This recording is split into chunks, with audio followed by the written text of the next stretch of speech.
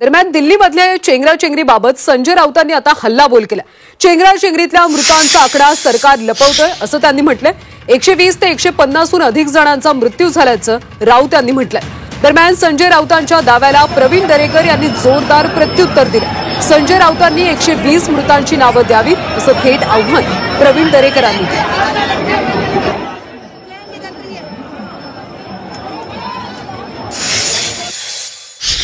स्टेशनवर झाले, सरकारी आकडा 30 आहे। माझी माहिती आहे किमान 120 ते 150 लोक तिथे चेंगराचेंगरीमध्ये तुडवून मरण पावलेले आहेत। हा माझा आकडा आहे। सरकार आकडा लपवत आहे। महाकुंभला जाण्यासाठी ज्या पद्धतीनं निमंत्रण दिलं जात आहे भाजपकडून, हा जणू काय भाजपचा सोहळा आहे आणि लोकांना असं भ्रमित केलं जातं की तुम्ही फक्त या, तुमच्यासाठी गाड्या, घोडे, जेवण, राहण्याची व्यवस्था, हा सर्व काही। तसं काही नाही आहे। इतकी अव्यवस्था कोणत्याच कुंभामध्ये झाली नव्हती।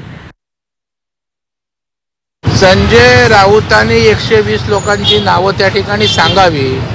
मला वाटतं मेलेल्या टाळूवरचं लोणी खाणारे हे अवलादी आहेत। लोक त्या ठिकाणी गेलेत, त्याचं दुःख आपल्या सगळ्यांना आहे। काही त्या ठिकाणी गर्दी जास्त होते, झालेल्या घटना दुर्दैवी आहेत।